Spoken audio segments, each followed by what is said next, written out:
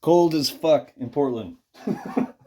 I'm poor and all that other stuff, so yeah, the house is cold.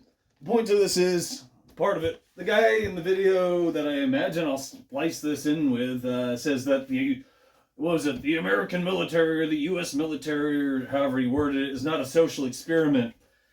And that's also not true. Because if that was true, what took place between somebody I can't give you too many details about because it's something that's censored on YouTube, but you might be familiar with Eli Lilly. And if you're vaguely familiar with Eli Lilly, look up what he originally did, because what he originally did was rolled out to none other than the fucking US military. Because it was a social experiment. And it was not tested beforehand. And it didn't jive. It didn't go so well. It fucked people up. To prove that point, you can look up what I'm alluding to without giving you the details. You can figure this out. Use the name Eli Lilly, U.S. military, and there's a court case in the 80s that ruled in favor of everybody he fucked over, essentially, who were part of the U.S. military, in other words, government property. They consented to do just that. The other bit is, I say it all the fucking time because it's true, and you could prove this to yourself if you used the brain between your ears and thought about what I leave online. America became a corporation in 1871. You and I became debt slaves in 1913. And you got to figure out the finer details and or watch other videos where I give you more of them. Most of you are probably lazy, which means you're not involved, you're not invested. Either way, these things refute what he's rattling off having to do with any of this garbage. The U.S. military is the military might. It's the bottom of the trilateral city-states.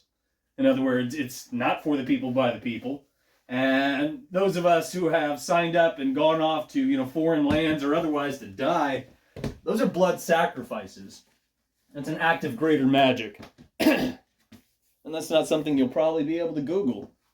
Because these are things you're not supposed to know.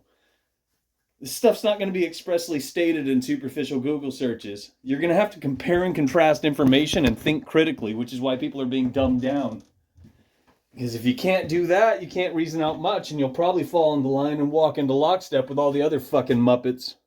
Just to be clear, Trump wants to remove LGBTQIA individuals. Nope, Donald Trump has no interest in wanting to remove the L, the G, the B, the Q, the I, or the A's. And the reasons he wants to remove the T's are pretty fucking practical. First, obviously, being that any single member of the United States military who undergoes gender reassignment surgery is then undeployable for 24 months. That's 2 years where they can't be deployed to war, making them fairly useless to an organization dedicated to war fighting. That alone is a good enough reason to ban them. But if you wanted more about the fact that anybody that does have that surgery is then given antidepressants and psychoactive drugs, 2 things that you are not allowed to have while being a member of the United States military. Did you know that you can't even be diagnosed with ADHD and get Adderall while in the military? They don't allow people to get ADHD medication. You can't get Adderall or Ritalin and stay as a United States service member. But you think we should allow people to get antidepressants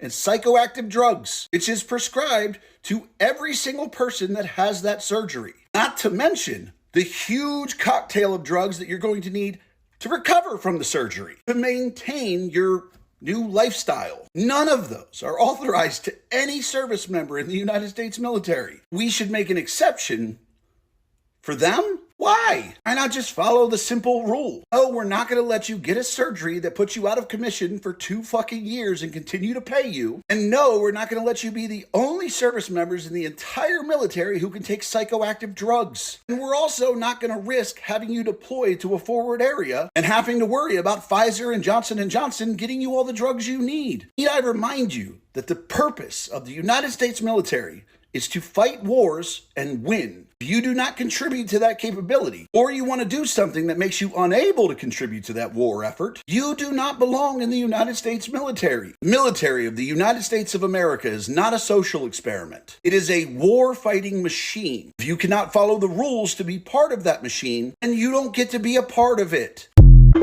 By the way, if you personally know any of the hapless dipshits I've pointed out throughout the years, that I've called attention to for circulating propaganda, feel free to tell them about me, because the chances of them ever bumping into my account, are highly unlikely.